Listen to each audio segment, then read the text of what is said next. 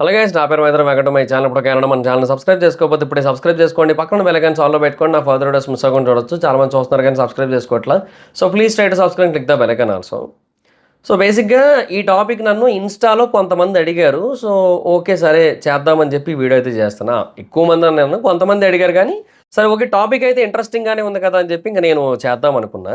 So మనం trailer చూసాం and అంతకుముందు వచ్చిన టీజర్ కూడా చూసాం. సో వీటన్నిటిని చూసిన దాంట్లో పెద్ద ఇంపార్టెంట్ రివిలేషన్ ఏం లేదు. అంటే టీజర్లో, ట్రైలర్లో కొన్ని పాయింట్స్ అయితే రివీల్ చేశారు. నేను ఆల్రెడీ ఒక డీటెయిల్డ్ అనాలిసిస్ వీడియో చేశా. మన ఛానల్లో ఉంది, ఎవరైనా చూడకపోయినట్టయితే చూడండి. సో ఆ ట్రైలర్ని బట్టి పుష్ప 2 స్టోరీ ఎలా ఉండొచ్చు? సో ఇది అడిగిన క్వశ్చన్ అనమాట చాలామంది. సో దాని గురించి ఇప్పుడు ఈ వీడియో. బేసిక్గా పుష్ప ఫస్ట్ పార్ట్లో మనకి మిగిల్చిన ఎలిమెంట్స్ ఏంటో చూద్దాం. అంటే పార్ట్ 2 కోసం వదిలిన ఎలిమెంట్స్ ఏంటో చూద్దాం. ఒకటి, ఫహాద్ ఫాసిల్ గారి ఈగో హర్ట్ అయింది. ఆ ఈగో హర్ట్ అయిన పర్సన్ చేతిలో గన్ ఉంది ఆల్రెడీ. పుష్ప బండి మీద నుంచి వెళ్తున్నప్పుడు ఆయన గన్ చేతితో పట్టుకుంటాడు కానీ కాల్చడు. ఎందుకు? ఆయన ఈగో హర్ట్ చేశాడు. ఇప్పుడు ఆయన జీవితంలో ఇంతవరకు ఎవరు కూడా అట్లాగా నికర మీద నిలబెట్టలేదు.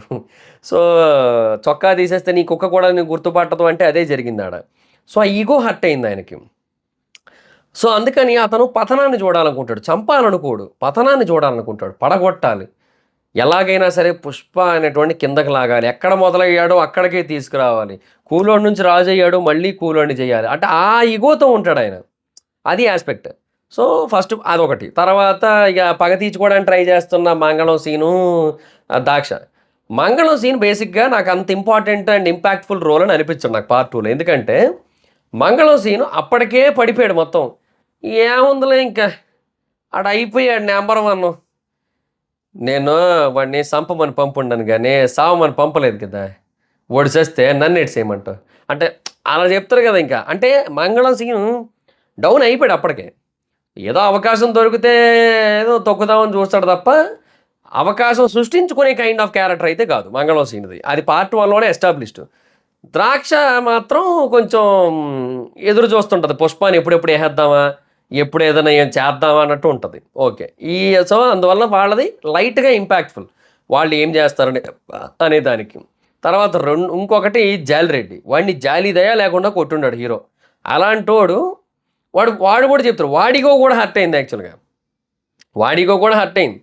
వాడు అందుకే చూడు వాళ్ళ అన్నకి చెప్పనంటాడు, నేను లేచాక నేనే వస్తా అంటాడు. సో వాడు ఎప్పుడు లేస్తాడు, లేచాక ఏం చేస్తాడు? జాలిరెడ్డి ఆల్రెడీ కొట్టించుకున్నాడు కదా. సో జాలిరెడ్డి నార్మల్గా ఏదో కొట్టడానికి వెళ్తే పని అవ్వదు ఈసారి, అది జాలిరెడ్డికి కూడా తెలుసు. సో ఈసారి ఏదో డిఫరెంట్గా చేయాలి. సో ఏం చేస్తాడు? ఇలాంటి పాయింట్స్ ఉన్నాయి. తర్వాత పుష్పకు స్టోరీ ఉంది, ఫ్లాష్ బ్యాక్.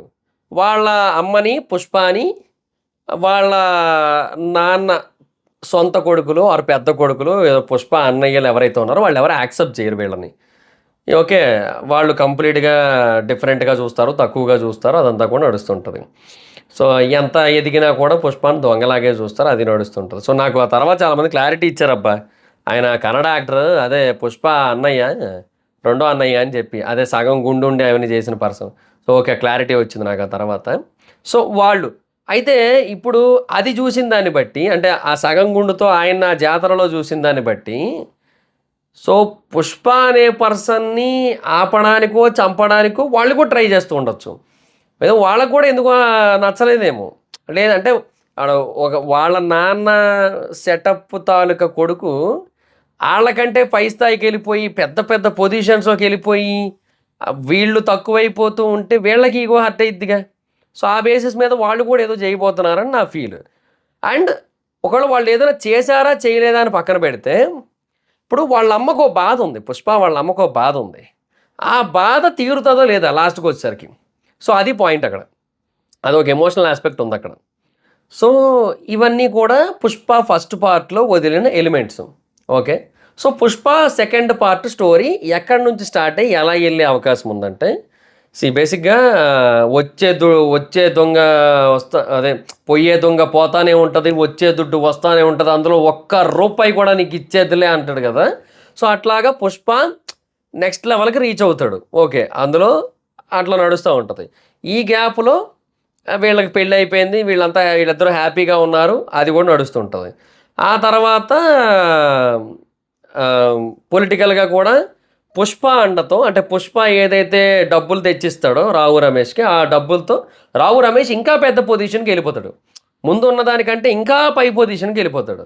సో ఈ ఒక పక్క ఇలా నడుస్తూ ఉంటే మరొక పక్క ఫహద్ ఫాసిల్ గారు ఏంటంటే ఆయనకి సంబంధించిన వాటన్నిటిని కూడా ఆపడానికి, ఆ దొంగలన్నింటినీ కూడా బ్లాక్ చేయడానికి, వెళ్ళనీయకుండా అట్లా చేయడానికి అది నడుస్తుంటా. సో ఇనీషియల్గా ఇదే నడుస్తుందని నా ఫీల్. అయితే ఆ తర్వాత ఇంటర్వెల్ దగ్గరకు వచ్చేసరికో లేదంటే ఇంటర్వెల్ తర్వాతో మొత్తానికి ఈ ఇంటర్నేషనల్ పాయింట్ ఏదైతే ఉందో అది రివీల్ అవుతుంది. సో ఆ ప్రాబ్లం ఎవరి వల్ల వస్తుంది నాకు తెలిసి శ్రీవల్లి వల్ల. శ్రీవల్లి ఏదో చెప్తుంది, అంటే ఎందుకు ఇవన్నీ ఆపేయచ్చు కదా అన్నట్టుగా ఏదో చెబితే, సరే ఇంకొకటి ఏదో చేసి ఆపేస్తానని అంటాడు అనుకుంటున్నాను నేను. ఇదే అవుతుందని నేను చెప్పను కానీ అనుకుంటున్నాను. సో ఇంకొకటి ఏదో చేసి కంప్లీట్గా ఒక పెద్ద డీల్ చేసి ఆపేస్తా అనే కైండ్ ఆఫ్ ఒక మాట ఏదైనా ఇచ్చుండొచ్చు. ఇప్పుడు మా ఆవిడ చెప్పింది, పెళ్ళని చెప్పింది మొగుడు వింటే ఎట్లుంటుందో ప్రపంచాన్ని చూపిస్తాడు కదా. సో ఏదో చేస్తారు మొత్తానికి. సో ఆ టైంలో ఒక పెద్ద డీల్ ఏదైనా చేస్తూ ఉండొచ్చు. ఆ డీల్కి సంబంధించిన మొక్కే మనకి సినిమాలో చూపించారు. జపాన్ వెళ్ళి తీసుకుంటాడు అది. దానికోసం షాంఘై ఎయిర్పోర్ట్లో గొడవలు ఫైట్ అవుతుంటుంది. ఓకే, సో ఇదంతా కూడా ఈ బ్యాక్ స్టోరీ ఇదంతా కూడా అంటే వెనకాతల రావు రమేష్ కుట్రలు పన్నుతూ ఉండొచ్చు, ఎందుకంటే తనకి ఎగైనిస్ట్ అయ్యాడనే బేసిస్ మీద. ఆ తర్వాత ఎవరో సునీలు అదే మంగళం శ్రీను అండ్ దాక్ష ఇద్దరు కూడా ఫహద్ ఫాసిల్తో కలిసిపోయారు, షెకావత్తో కలిసిపోయారు. అది మనం ఒక గోడౌన్ సీన్లో చూసాం, అది ట్రైలర్లో. సో పుష్పకి అగెయినిస్ట్గా ఒక్కరు కాదు, ఇద్దరు కాదు, మల్టిపుల్ పీపుల్ ఉన్నారు. వాళ్ళల్లో మంగళం సీన్కి పుష్పాన్ని పడగొట్టాలని ఉంటుంది, దాక్షకి పుష్పాన్ని చంపాలని ఉంటుంది, జాలిరెడ్డికి పుష్పాన్ని చంపేయాలని ఉంటుంది, షెకావత్కి ఏమో పుష్పాన్ని పడగొట్టాలని ఉంటుంది. రావు రమేష్కి ఏంటంటే వీడు నేను తీసుకొస్తే ఏడదాకా వచ్చి వీడు నాకే ఎదురు చెప్తుండా అనే బేసిస్ మీద మళ్ళీ వీడిని మొదటికి తీసుకొచ్చేయాలి, సున్నా చేసేయాలనే ఫీల్ ఉంటుంది. సో ఇంతమంది అంటే వాళ్ళ అన్నయ్య వాళ్ళు కూడా, మళ్ళీ ముందే చెప్తున్నా, అజయ్ వీళ్ళంతా కూడా వాళ్ళు కూడా ఆ ఆస్పెక్ట్ నచ్చదు, ఇందాక నేను చెప్పిన ఆస్పెక్ట్. సో వాళ్ళ నాన్న సెటప్ కొడుకు వాళ్ళకంటే పై స్థాయికి వెళ్ళిపోవడం అనేది నచ్చకపోయి ఉండొచ్చు. సో అలాగే వాళ్ళు కూడా కిందకి లాగడానికో చంపేయడానికో ఏదైనా ట్రై చేస్తూ ఉండొచ్చు. సో ఇంతమందిని పుష్ప ఒక్కడ ఎట్లా ట్యాకిల్ చేస్తాడు అనేది సెకండ్ హాఫ్ మ్యాక్సిమం ఉంటుంది నాకు గెస్ అయితే. అండ్ అందులో ఒకరు లేస్తారు, ఎవరో లేస్తారు, అది ఎవరనేది అర్థం కావట్లా. మరి ఏమో మరి శ్రీవల్ల లేదంటే వాళ్ళ అమ్మ ఎవరు, కేశవ లేస్తే ఏం ఉండదాడ. కేశవ లేస్తే అంత ఎమోషన్ కాదు, వాళ్ళ అమ్మ అయినా అవుట్ అవ్వాలి, నేను శ్రీవల్లి అయినా అవుట్ అవ్వాలి. అది శ్రీవల్లి అవుట్ అయితే శ్రీవల్లి ఓవల్లి పాట వస్తుంది ఇంకంతే. ఇంకా వాళ్ళ అమ్మ అయితే మరి ఏం చెప్పలేం మరి. సో ఖచ్చితంగా ఏదో ఉంది, ఎవరో ఒకరైతే అవుట్ అవుతారబ్బా, అదైతే క్లియర్గా అనిపిస్తోంది. ఎందుకంటే ఆ గొడుగులు పట్టుకొని అందరూ నించోవడం, ఏదో నది ఒడ్డున అన్నట్టు చేయడం, ఆ నది ఒడ్డున ఏం చేస్తారు మరి, అంత్యక్రియలేగా. సో అదే చేస్తున్నారు, చందనం దొంగలు పెట్టి. సో అక్కడ కాలుస్తున్నారంటే చాలా పెద్ద పెద్ద పర్సనే. సో పుష్ప లేని టైంలో జరిగి ఉండొచ్చు, అది కూడా, అది పుష్ప ఇక్కడ లేని టైంలో జరిగి ఉండొచ్చు. అది జరగడం అందువల్లే అక్కడ కేవలం రావు రమేష్ మాత్రమే వచ్చి అంత్యక్రియలు జరిపిస్తారు అనమాట. అందుకే అక్కడ వైట్ షర్ట్లో ఉన్నది రావు రమేష్, పుష్ప లేడు అక్కడ. సో తర్వాత పుష్ప జాతర సీక్వెన్స్లో రిటర్న్ ఇస్తాడు, కంబ్యాక్ ఇస్తాడు. ముందు పుష్ప కనబడకుండా పోతాడు, అంటే జపాను చైనా అటు వెళ్తారు కదా, అటు వెళ్ళినోడు రాడు సంథింగ్ ఏదో అవుతుంది, కనబడకుండా పోతాడు. సో వచ్చిన తర్వాత ఏదైనా అటాక్ అవ్వడం ఏదో జరిగి కొన్నాళ్ళ పాటు హైడింగ్లోకి వెళ్తాడు ఏదో ఒక రీజన్ వల్ల. వెళ్ళి ఆ తర్వాత మళ్ళీ రిటర్న్ వచ్చే టైంకి వాళ్ళ అమ్మగారే అనుకుంటున్నాను నేనైతే. మాత్రం నా ఎక్స్పెక్టేషన్ ఏంటంటే వాళ్ళ అమ్మగారు చనిపోతారు, అంత్యక్రియలు జరుగుతాయి, జాతర సీక్వెన్స్లో రిటర్న్ కంబ్యాక్ ఇస్తారు పుష్ప. కంబ్యాక్ ఇచ్చిన తర్వాత అందరినీ ఉతికిన తర్వాత శ్రీవల్లి బాధపడుతూ ఉంటే శ్రీవల్లి ఓదారుస్తుంటుంది వాళ్ళ అమ్మ చనిపోయిందని బాధపడుతూ ఉంటే అని నా పాయింట్. నాకైతే అదే అనిపిస్తోంది, ఇలాగే వెళ్తుంది అనిపిస్తుంది స్క్రీన్ ప్లే. చాలా ఇలా గనక వెళ్తే ఇంకా నెక్స్ట్ లెవెల్ అది. పుష్ప లేని టైంలో అంటే వాళ్ళ అమ్మని చివరిసారిగా కూడా చూసుకోలేకపోవడం, అది ఇంకా నెక్స్ట్ లెవెల్ ఎమోషన్ కదా, అది బాగా వర్కౌట్ అవుతుంది ఇట్లా కనుక చేస్తే. సరే చూద్దాము, ఏమో ఇలాగే చేస్తారని గ్యారంటీ లేదు కదా. వాళ్ళు ఎలాగైనా చేయొచ్చు మచ్చా, మనం అనుకోవడం ఏమో. అక్కడ థియేటర్లో ఏదైనా ఉండొచ్చు, ఎంతైనా మనము సుకుమార్ గారిని అంత తక్కువ అంచనా వేయకూడదు మచ్చా. ఆయన కైండ్ ఆఫ్ స్టోరీ టెల్లింగ్ నా భూతో నా భవిష్యత్తు అది నెక్స్ట్ లెవెల్ ఉంటుందిలే. అది వేరే లెవెల్ అది. అది మనం థియేటర్‌లోనే చూడాలా. ఆడ చూసే మాట్లాడుకోవాలా. ఇది కేవలం అంచనా మాత్రమే. ఇదే నిజమవుతదని నేను చెప్పట్లా. ఆ! ఉంటా మచ్చా అయితే మరి. అయిపోయుండదు వీడియో. ఆ! చాలు మరి. ఇదే అనుకుంటాండా నేను. ఏమో మరి ఇట్ట కాకుండా ఇంకోలా జరిగితే నేనేటి చేయలేను.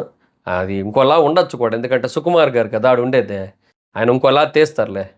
ఓకేనా? సరే మరి. మీరేమనుకుంటున్నారు? నేను చెప్పిన పాయింట్‌లో ఏదన్నా కొంచెం మీకు జరిగేటట్టుగా అనిపిస్తాండదా? అనిపించినట్టయితే కింద కామెంట్ సెక్షన్‌లో చెప్పండి. అట్ట గాకుండా మీకేదన్నా వేరే స్టోరీ థాట్స్ ఉండుంటే వాటిని గూడా చెప్పండి మచ్చా కింద కామెంట్ సెక్షన్‌లో. ఆ! వాటి గురించి కూడా ఆలోచిద్దాం తర్వాత. ఓకే. ఉంటాను మచ్చా అయితే మరి. వీడియో గనుక నచ్చితే ఓ లైక్ కొట్టు. ఆ!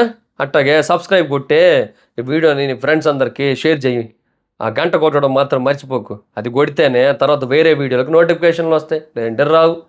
కట్టేనా? ఉంటా మరి. నా ఇన్‌స్టా ఐడీ జబర్దస్త్ మహీధర్ మచ్చా. ఇప్పుడు నాకు ఈ టాపిక్ గురించి వీడియో చేయమని చెప్పుండాది గూడా ఆడే నాకు. మీరు గూడా అట్టే నాకేదైనా చెప్పాలనుకుంటే ఆడకొచ్చి మెసేజ్ జేయండి. నేను వీడియో చేయడానికి ట్రై చేస్తా. నాకది గనక ఇంట్రెస్టింగ్ అనిపిచ్చిందంటే. ఆ! అట్నే మచ్చా. ఉంటా మరి. Bye bye.